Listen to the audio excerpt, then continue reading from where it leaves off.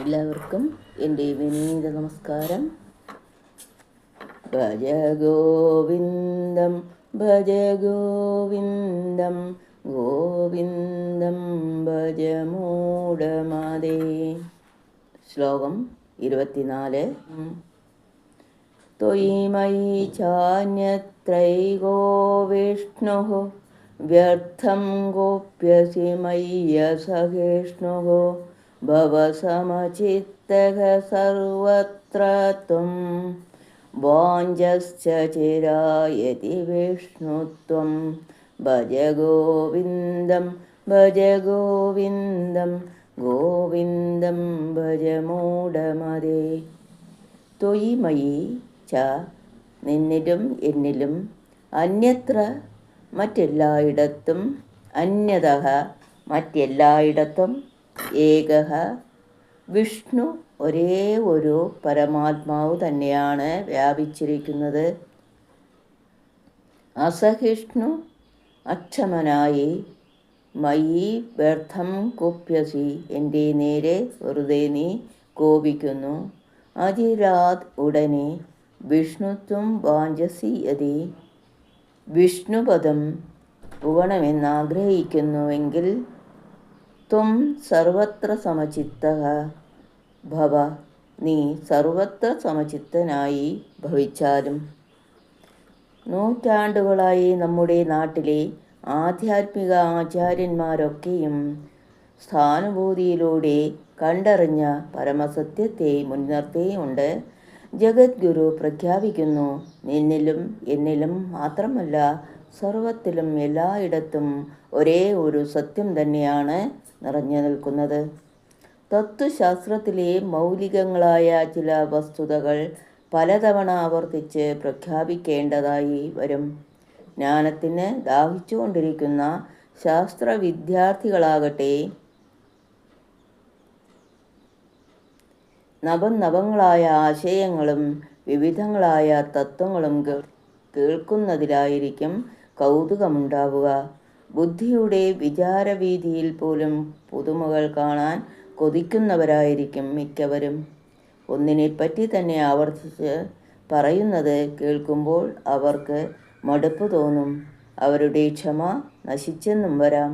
ശിഷ്യൻ്റെ മുഖത്ത് നീരസം നിഴലിക്കുന്നത് കണ്ടിട്ടെന്നോണം ഗുരു വെട്ടിത്തുറന്നു പറയുന്നു, ക്ഷമയില്ലാതെ നീ എന്നോട് വെറുതെ കോപിക്കയാണ്. ജിജ്ഞാസുകൾക്ക് നിഗൂഢ തത്വത്തെ വെളിപ്പെടുത്തി കൊടുക്കാൻ ആവർത്തനമല്ലാതെ മറ്റു ഉപായമില്ല തന്നെ. ഒരിക്കൽ കേട്ടപ്പോൾ തന്നെ തത്വം ഗ്രഹിച്ചിരുന്നുവെങ്കിൽ വീണ്ടും കേൾക്കാൻ ശിഷ്യൻ അവിടെ തന്നെ ഇരിക്കില്ലല്ലോ. പരമാത്മസാക്ഷാത്കാരത്തിലെ പരിപൂർണത അനുഭവിക്കുന്ന ജ്ഞാനിക്ക് ഒരു തരത്തിലുള്ള പോരായ്മയും പിന്നെ അനുഭവപ്പെടുകയില്ല. പഞ്ചദശി പറയുന്നത് കേൾക്കുക.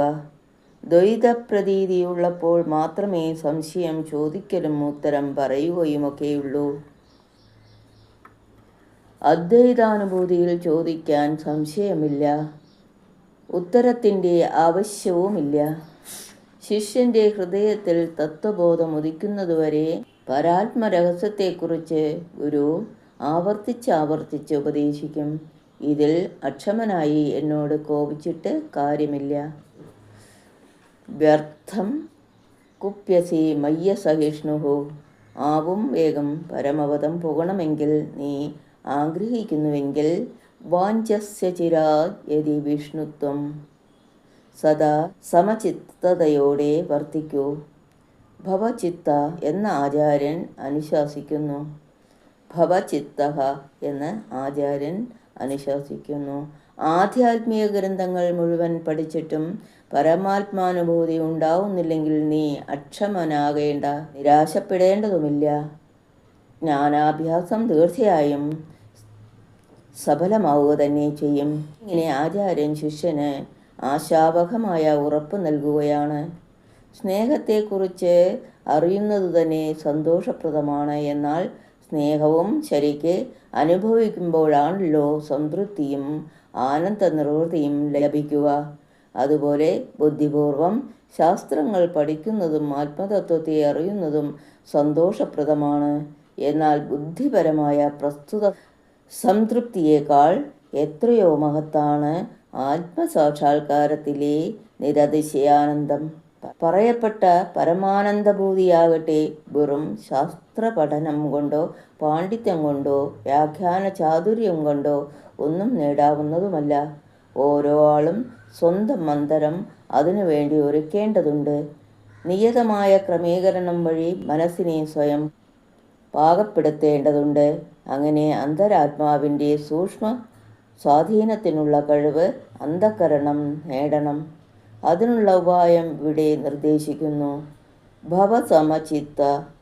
സമചിത്തത ശീലിക്കൂ. കാലത്തിൻ്റെ അനുകൂലവും പ്രതികൂലവുമായ ഒഴുക്കിനെ ജീവിതയാത്രയിൽ നമുക്ക് നേരിടേണ്ടി വരും. അപ്പോഴൊക്കെയും കുലുങ്ങാതിരിക്കാൻ പഠിക്കുക എന്നതാണ് സമചിത്തത ശീലിക്കുക എന്നതുകൊണ്ട് ഉദ്ദേശിക്കുന്നത്. പുറത്തെ വസ്തുക്കളോ സംഭവങ്ങളോ നമ്മെ സ്വാധീനിക്കുകയും അലട്ടുകയും ചെയ്യുന്നത് അവയ്ക്ക് അനുകൂലമോ പ്രതികൂലമായി പ്രതികരിക്കുന്ന വാസനകൾ ഉള്ളിലുള്ളതുകൊണ്ട് മാത്രമാണ്. നമ്മുടെ വാസനകൾക്ക് അനുകൂലങ്ങളായ വിഷയങ്ങളുടെ നേരെ നമുക്ക് ഇഷ്ടം തോന്നും, പ്രതികൂലങ്ങളായവയ്ക്ക് നേരെ അനിഷ്ടവും. ഇഷ്ടപ്രകടനമായാലും അനിഷ്ടപ്രകടനമായാലും രണ്ടും മനസ്സിൻ്റെ ശാന്തിയെ കെടുത്തുമല്ലോ.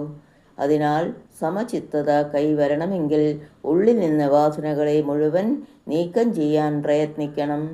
സ്വാർത്ഥോദ്ദേശമില്ലാതെ ആത്മാർപ്പണ ഭാവത്തോടെ സമൂഹ നന്മയ്ക്കു വേണ്ടി പ്രവർത്തിക്കുക, ഭഗവത് ഭക്തി വളർത്തുക, ആധ്യാത്മിക ശാസ്ത്ര ഗ്രന്ഥങ്ങൾ വായിച്ച് വിചാരം ചെയ്യുക, പരമാത്മധ്യാനം ശീലിക്കുക എന്നീ സാധനകളിലൂടെ വാസനകളെ ശോഷിപ്പിക്കാം.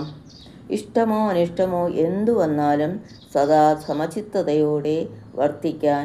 നിത്യഞ്ച സമചിത്തത്വം ഇഷ്ടാനിഷ്ടോപപത്തിഷു. ഗീതയിലെ 13 അധ്യായത്തിലെ 19 ശ്ലോകം. ആത്മജ്ഞാനാനുഭൂതിയിലേക്ക് സാധകനെ നയിക്കുന്ന ഒരു പ്രധാന ഗുണമാണെന്ന ഗീതാവചനം ഇവിടെ സ്മരണീയമത്രേ.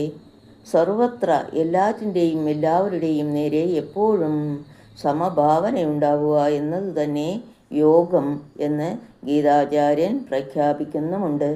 സമത്വം യോഗ ഉച്യതേ.